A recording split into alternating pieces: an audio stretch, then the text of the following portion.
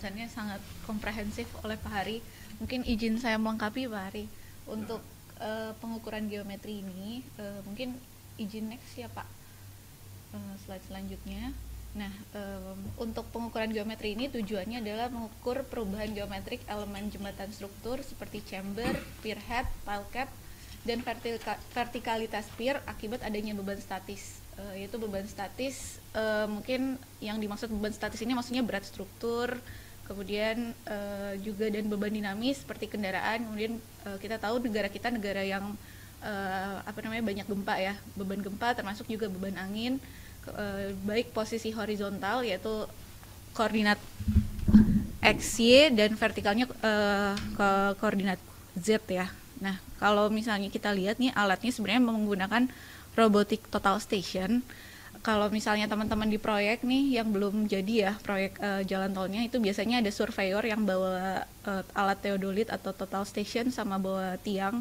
Nah, ini untuk mengukur elevasi tanahnya ya. Nah, kalau misalnya untuk jembatan MBZ ini karena sudah terpasang, jadi ada prisma yang ditempel di elemen-elemen struktur seperti bajaknya, girder baja, kemudian pier head dan juga kolomnya. Nah, nanti ditembakkan oleh robotic total stationnya untuk mendapatkan koordinat X, Y dan Z-nya seperti itu. Boleh lanjut Pak? Nah, ini contohnya ya Pak ya. Dengan melakukan pemeriksaan geometrik jembatan secara rutin, ini akan diperoleh informasi apakah adanya pergeseran atau deformasi secara koordinat X, Y dan Z-nya. Dan ini akan dibandingkan juga dengan data TLS yang telah diukur tahun 2021 kemarin ya Pak ya. Nah, ini memang untuk geometrik ini tahun ini sedang proses dilaksanakan, jadi datanya masih dalam proses pengumpulan. Nah, mungkin kira-kira outputnya akan seperti ini. Jadi di tahun 2021 data TLS untuk koordinat X, Y, Z-nya sudah ada. Nanti akan dibandingkan dengan kondisi saat ada beban maupun tidak ada beban. Nah, mungkin nanti akan ada penutupan jalan untuk mengukur bahwa saat tidak ada beban, apakah ada perubahan di koordinat X, Y, dan Z-nya seperti itu. Nah, ini contohnya ya untuk elemen struktur chamber, steel box girder, terus kemudian pier dan pier head. Seperti itu. Nanti ini akan dilakukan setiap tahunnya karena memang wajib sesuai dengan peraturan Menteri PUPR tentang keselamatan terowongan dan jembatan. Mungkin izin next selanjutnya. Nah, lanjut mungkin mau sebelumnya boleh ya Pak.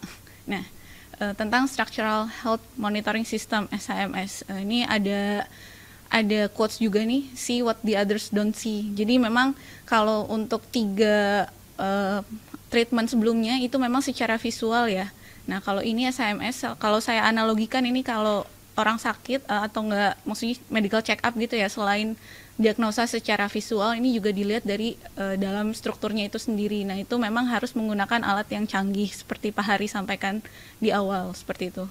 Kemudian next. Nah, ini tujuannya SHMS ini memang untuk proses monitoring terkait informasi mengenai kondisi dan keamanan dari suatu struktur bangunan seperti jembatan, terowongan, bendungan, dan bangunan gedung. Jadi memang SHMS ini tidak hanya untuk di jembatan tapi bisa struktur lain. Nah, tujuan SHMS ini apa saja?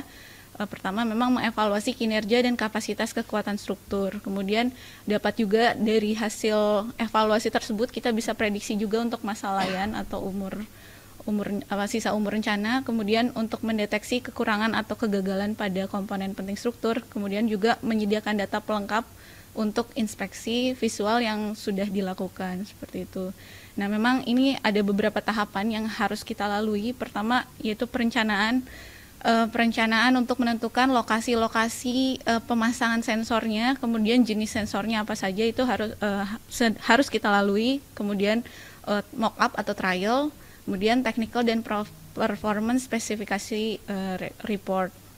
Kemudian ada tahap instalasi, yaitu kita harus mendevelop softwarenya, kemudian pemasangan sensor, dan harus juga verification dan testing. Ini sebenarnya semacam peralatan tol ya, ada uji implementasi, ada uji kestabilan sistem juga. Nah, sama juga seperti SHMS, harus ada verifikasi dan testing, seperti itu. Nah, kemudian tahap selanjutnya itu ada monitoring data analisis, itu prosesnya alatnya sudah terpasang, selanjutnya kita hanya memonitor hasil output dari alat SIMS yang telah terpasang. Jadi kita monitor hasilnya itu secara real time, bisa kita monitor setiap saat ya. Kemudian dilakukan juga analisis datanya dan juga ada kita proses laporannya setiap bulan nanti yang kita akan mintakan. Nah, memang SIMS yang ada di MBZ ini saat ini masih dalam proses perencanaan karena kita harus meminta persetujuan dari Komisi Keamanan Jembatan dan Terowongan Jalan seperti itu. Nah, memang ini sudah hampir tahap akhir, semoga sudah disetujui supaya bisa segera dipasang SIMS ini seperti itu. Mohon izin lanjut Pak. Nah, untuk skema alur SIMS ini ada beberapa sensor yang akan dipakai, yaitu pertama tilt meter dan accelerometer. Ini untuk mengukur rotasi ya, arah rotasi dari jembatan, apakah ke kanan atau ke kiri seperti itu. Kemudian sensor cuaca, memang karena di Indonesia terutama MBZ ini jaraknya tidak jauh dari pantai ya. Nah, ini sensor cuaca juga perlu karena apalagi strukturnya berupa baja ya, karena sensitif terhadap korosi juga, kelembapan juga sangat berpengaruh seperti itu. Nah, kemudian strain gauge ini sensor yang digunakan untuk mengukur tegangan, sehingga nanti akan diperoleh nilai tegangan dari struktur tersebut. Nah, kemudian displacement ini sensor untuk menghitung lendutan yang terjadi di struktur. Kemudian ada tambahan juga sensor WIM atau weigh in motion untuk mendeteksi apakah ada kendaraan yang bermuatan lebih seperti itu. Kemudian dari sensor yang sudah dipasang, kemudian dipasang juga data logger ya, untuk untuk mengumpulkan data-data yang terpasang, data-data dari alat sensor tersebut. Kemudian nanti akan terhubung dengan central server. Nah, di situ nanti datanya diproses ya di central server tersebut. Kemudian kita juga sudah menentukan threshold atau batasan-batasan jika dari hasil yang tercapture oleh sensor akan melebihi batasan tersebut, maka dia akan ada semacam alert atau ada semacam tanda ya kalau dia akan melebihi batasan dan apakah harus ada tindakan atau tidak. Nah, itu memang akan dianalisis berikutnya seperti itu. Nah, kemudian nanti outputnya sebenarnya akan ada semacam sistem monitoring ya. Jadi kita bisa memonitor semuanya setiap hari real time dari hasil sensor yang telah dipasang seperti itu. Dan memang selain JJC juga nanti akan dipantau juga oleh Komisi Keselamatan Jalan dan Terowongan Jembatan seperti itu. Mungkin cukup ya. Next Pak. Nah, ini kemudian ini untuk jika ada peringatan atau alert dari alat SIMS tersebut. Jadi memang ini karena datanya real time ya, kadang-kadang kan apakah sensor itu membacanya seluruhnya ya. Nah, itu akan keluar alert semacam peringatan begitu ya, untuk apakah data itu maksudnya melebihi threshold, dan itu memang harus dicek ya, apakah dia mungkin suatu saat mungkin akan ada saat dia false reading atau positif yang memang harus dianalisis lebih lanjut. Nah, itu memang ada semacam keputusan ada manajemen pengambilan keputusan di situ, apakah benar di situ adalah hasil pembacaan SIMS ini adalah benar harus dianalisis atau memang false reading, atau misalkan sensor agak sensitif ya, kemungkinan apakah dia rusak atau misalnya ada binatang lewat sehingga sensornya sensitif bunyi seperti itu. Nah, itu memang ada ada alurnya seperti itu. Kemudian next.